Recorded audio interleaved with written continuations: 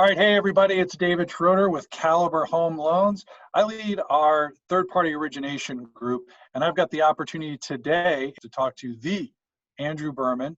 Worked in the mortgage industry for many years as a connector and informer, currently with NMP and Mortgage News Network, I think most notably for our audience. And so Andrew, first of all, thank you very much for joining us, and maybe you can share a little bit about what you're doing these days and the mission of American Business Network. Yeah, I appreciate that, man. Thank you. Thank you for the introduction. And it's such an honor to be, on your podcast, to be, one of the first guests would have been an amazing honor. So I really, really appreciate this. And listen, so, my dad and I started this media empire going back over two decades ago. Two decades ago, we were committed to the mortgage broker. My dad was a mortgage broker. He loved the mortgage broker business. He loved being an entrepreneur, loved helping borrowers, and doing it on the street level. Like people would literally, at that time, he had rates on his sign on the street on Cross Bay Boulevard in Ozone Park, New York, and borrowers would walk by and say, "Oh, the rates are that today? They're not 18% anymore." And they'd walk into the office and they would right there actually get an application, and the long arduous process would begin back then. I came into the business. I love the business. I love the mortgage business, but I found actually that my biggest satisfaction was the marketing side of it and doing this at a larger scale. So we had an opportunity to publish a magazine for mortgage professionals just in New York. So we said, hey, let's do this. It was actually for the New York Association of Mortgage Brokers. So we started publishing this. It was a New York magazine for mortgage professionals in New York, and just kind of out of ego, my dad just added some other state association presidents to the mailing list, other mortgage broker associations. And, we got a call from, Ohio. They said, hey, would you come do this in Ohio? And we got a call from South Carolina, come do this down here in South Carolina. And before you know it, we had 37 publications. That was the genesis of the media empire that has transformed itself multiple times to now actually being part of the American Business Media, which is a company that acquired us back in January. We were the leaders when it came to publications, whether it's email marketing or any of the other vehicles that we have out there. We partnered with the leaders in the event business, came together and created the powerhouse that we are today. Yeah, what an awesome entrepreneurial story of how you've evolved the business over the years. And two things that jump out at me when you share that. I mean, I think about sharing rates and how fax. It reminds me that fax marketing was a thing back a couple decades ago. But then also just how you've in 2 decades really been in the catbird seat really to see the evolution of marketing. And the mortgage business overall. But, we've seen some big cycles during that time and seen a lot of evolution. And you think about the way that business was done 2 decades ago versus now and how we communicate with each other and how business gets done. It's really incredible. So I look forward to talking to you today. And our theme today was marketing. And that was really the first thing I wanted to ask you about was just kind of how you've evolved over the years in thinking about whether it's digital marketing or podcasting. And I know I've spoken with you in the past in similar kind of forums, but how do you choose which mediums to enter, like when you want to get into a different medium? And then as you're jumping in, or maybe before you start, what do you think about in measuring or defining what will be success in that? So and so part of it is we don't choose. Like we actually just listen. Like, and that was something that we've just kind of learned actually that the best thing we could do is see how people are interacting. What used to take place only at trade shows now takes place through social media. So we use social media just to have conversations with people. In 2009, when we created National Mortgage Professional Magazine, the brand that wasn't just about the mortgage broker, that was more holistically focused. focused. Like the genesis of that was through conversations that we had with C-suite executives who at the time were openly talking on social media. They just didn't know actually that these things that they were saying would be, held up actually in a cloud that would permanently exist. So they had frank conversations, and that really helped us, in many points in our business cycles, to be able to, listen. What is actually what are they paying attention to?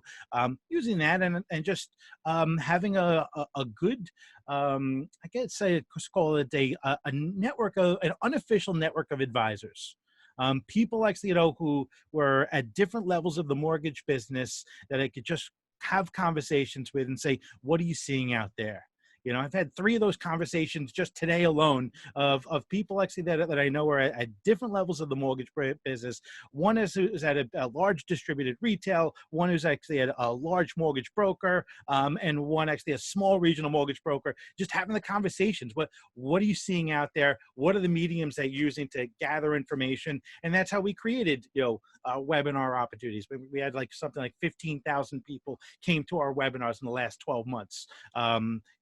We realized that while it seems counterintuitive to be focused on email marketing in 2020, but we all know actually that the mortgage originators live and die by their email inbox, because they're still getting PDFs, unsecured PDFs being sent to them from attorneys and local real estate agents sending from, their AOL address. So they're still living and dying by those inboxes. So we're just continuously, monitoring, seeing the opportunities to engage with our audience, and make sure actually that we're listening to our advisors, and listening to, of course, now social media that kind of helps us keep our ear to the grindstone.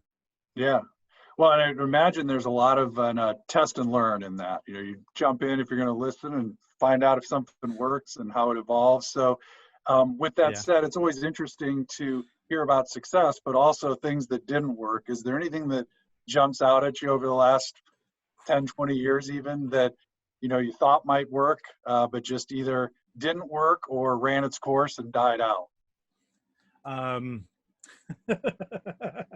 Interesting. Well, I'm assuming actually, now not putting aside actually our non-QM newsletter that got derailed. I mean, let's put that aside, which actually happens to be somehow having a huge resurgence of interest. But putting that aside, there are different things actually, where like there was something that we had last year that actually had some success.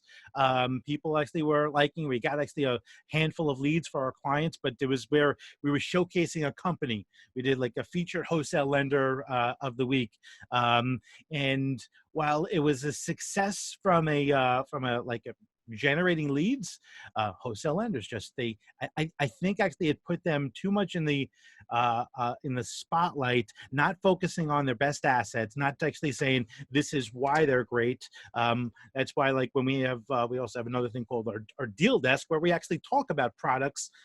The lenders love that. But when you just say, hey, let's talk about, why our company is great altogether, I think lenders don't want to talk about that.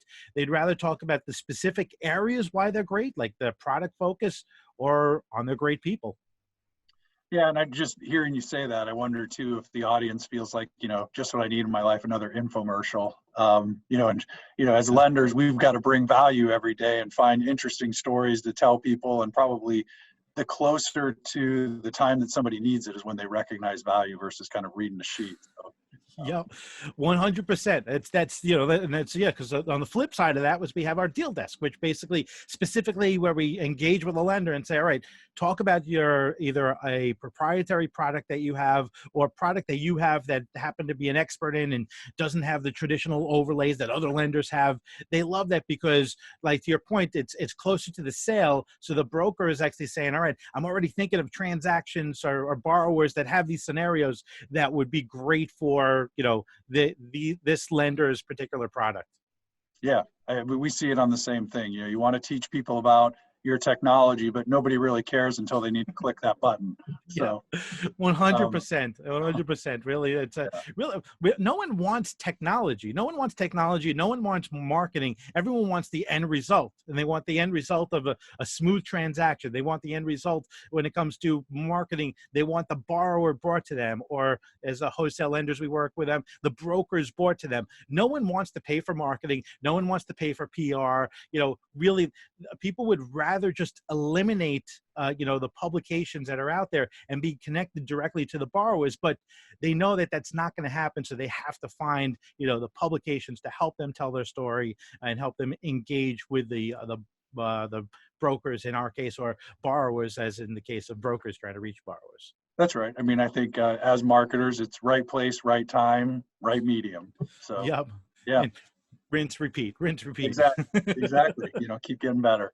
Well, I mean, knowing all the different things that you've done, all the different channels that you've got currently in your arsenal, and knowing everything going on in the industry right now, I thought it would be informative for people to see what are you noticing from the audience right now that people are most interested in, and I guess stated another way, what are people clicking on that they want to know most about over time? And it could be a specific topic, or is it just thematically of, hey, people are looking for ways to grow their business versus compliance rules, or how do you see that kind of playing out? So, first off, people making mistakes is always something that people are drawn to. We don't have to go into specifics here, but just recently there was someone who made a really, really bad mistake that was just very, very ugly, and people are drawn to that. They love that. They want to see people showing their vulnerabilities and things like that. Actually, people love to see that. Some other things is they love to see product innovation. When you can say actually that a lender is is taking actually their product and removing some overlays or doing some innovation. And listen, we're finally seeing non-QM come back to, maybe not to 2020 levels, but like a lot of people saying it's like 2018 levels, the kind of product suite that we're seeing. And people love seeing that. They love seeing product innovation. They love seeing, jumbos, starting to wiggle their way back in. So I think those are the big things. I mean, if we're talking specifically, one of our big stories that we had recently, where we listed all the mortgage companies and mortgage involved companies that took PPP money. Yeah. Yeah. So we name names, which admittedly, I have to say, actually, before we got acquired, I don't think actually as an organization we had the guts to do that. But as part of Ambiz, it was something actually that we had the resources to be able to to put that together. And I think actually it was an important thing to tell, because there's interesting stories behind it. Like some companies we know definitely needed it. Some companies maybe actually, they just use it as an opportunity to be able to grow and build their business. Either way, I think it was an important thing to get out there. The data was out there anyway. We just helped people kind of shortcut to find it. Yeah, it's so important what you're pointing to, which is that, as humans, we've grown up telling stories around the campfire, and that's what people want, whether it's dramatic stories or stories like you're pointing to. I've had a couple people send me emails from the PPP about, hey, did you know this person? It's this is what feeds people, is telling that. So I think, again, as marketers, it's bringing things down to relevance, whether it's, hey, I know that person, or I can relate to what they're going through, or even in the product, this is going to clearly, I can see a story of how this is going to help my business. And so, I think I see it most often with our marketing team in just the subject line is so important in an email. If you get the subject line right, boy, you're halfway there, just getting someone to open it. But the subject line has to tell a story. If it's just a bullet point, we got 1,000 of those in our email box every day. Yep. And tell the story in as few words as possible. Yeah. It's a very, very difficult thing. But it's all about headlines. You're going to live and die by your email subject line. So yeah, that's Yeah, I it's a had great a point. former mentor, to your point of keeping it short and clear, that when I would send him something for writing, he'd send it back to me and say, cut it in half. And I'd send it back and he'd say, cut it in half. And then that was good enough. You know what's amazing? So Twitter like really helped me, and I'm not huge on Twitter anymore, but especially when we started National Mortgage Professional in 2009, I was very big on Twitter, and back then it was 140 characters, and you were trying to make a statement in 140 Right. characters, and you're like, oh, I'm at 160, and you condense, and then you realize actually that your normal type and your normal dialogue has so many word fillers. Yes. Even actually, listen, I'm guilty of actually using that actually when on our videos that we record. We just naturally when we talk, we use extra words, and we're not mindful of what my NMP TV producer calls word economy. Yes. But the skills and ability to kind of hone in on that word economy is just a masterful thing. And when you get that, your marketing messages become so much more effective. Agreed 100%. So, um, speaking of transitioning over to video and managing the length, because I think that's one of the fundamentals of video is keeping it pretty brief, especially when we're talking about social media. And you've been doing a lot more video interviews and use of video.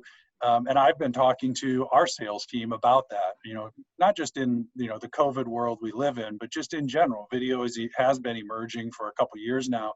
What would you say, a few kind of top 3 or 4 tips you have or have learned over the last couple of years with creating video that's engaging and gets people to actually, I guess, accept the message?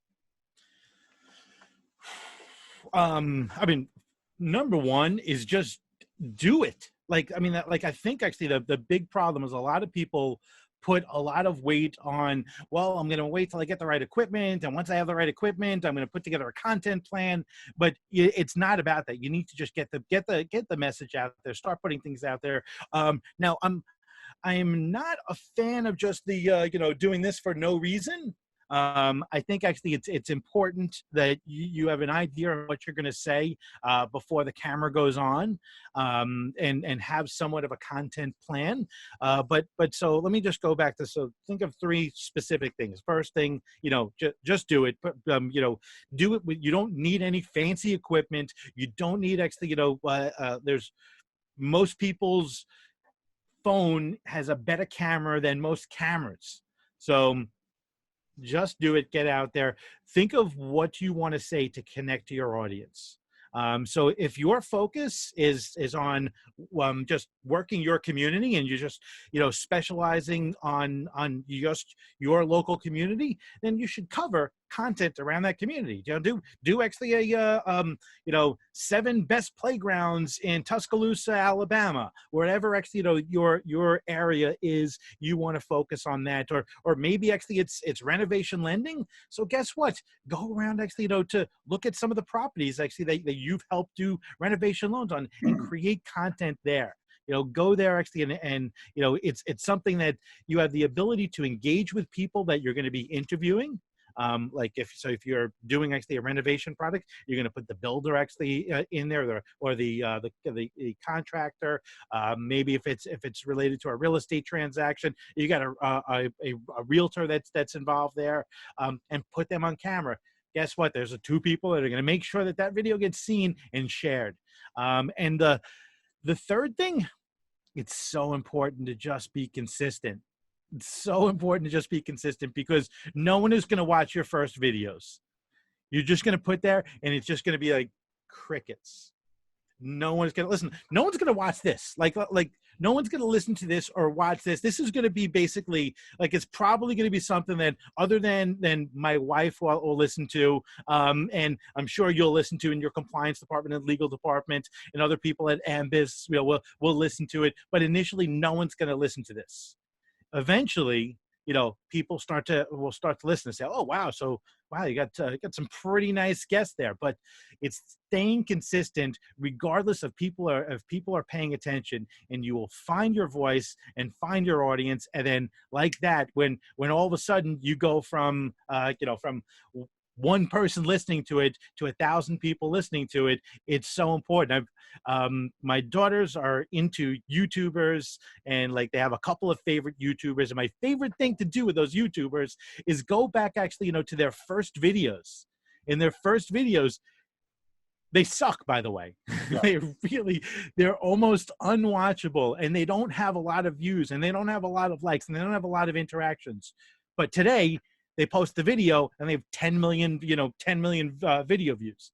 They're able to post a video and get the same kind of reach, as a Super Bowl commercial. So you just got to stay consistent, and just keep doing it. So do it, just get out there, stop delaying, actually, you should be using video. Number two is actually make sure you're speaking to your audience. Create actually content that's going to be relevant to your audience, whether it's locally focused or focusing on a particular niche. And number three is just be consistent and keep doing it, even if no one's paying attention. They will. Yeah, I think that's so spot on. I mean, right when you started talking, I was thinking about the fact we've talked to our own team recently in using video, and I made the same point that I was at a former employer and was working on a video production, and they did over 60 different iterations of that production before they ever published one. Just because you got to get natural with it. It takes time to feel natural and feel good about it. But the other way around that, like you say, is to just jump in and just start doing it. You'll get better over time. And I'm with you that every blogger I've ever read about, whether it's video or in writing, has said that when they go back to their original work, they just kind of, oh my God, they smack their head. I can't believe that's what we did. I'm so much better now. But you don't get better without practice. We tell our kids that we got to live that ourselves in doing this. And like you say, I think that this conversation will probably go down as video gold in history, as a classic. But you're right, it'll probably take a couple years before everybody gets an audience, and then they want to go back and see it. But I'm going to hold on to that hope, Andrew, that people love this. They're going to come back and say, Joe, so, okay, I know everyone knows the Dave Schroeder awesome podcaster yesterday, but you gotta see actually this guy right here. He is actually someone actually that when he did his first one, this was a completely different experience. Listen, Gary Vaynerchuk. Did you say Gary Vaynerchuk is masterful in video? So if you go back actually and look at the first wine library, like episode 1 of Wine Library. Now, listen, in all fairness, he's still better than like 90% of the people out there creating videos in his first one. But if you look at the improvement from Wine Library Video 1 to like the last Wine Library he did, it's such an improvement, and you just get better. You just become more familiar. And by the way, on the point number 2, as far as the content, include other people. Like I know I think that's a really important thing to do, because the fact about getting better, or talking about getting better, your interview skills get so much better the more people you interview, and I think the more people you interview, the more comfortable you feel on camera. Yeah, well, and you started it off just in talking about your approach to business, which is number one, listen. And I think that's what people just have to get better at in general, listening to their audience, listening to the guest on what people want to hear about, and what really is there beyond kind of the surface. So yeah, I think those are great principles.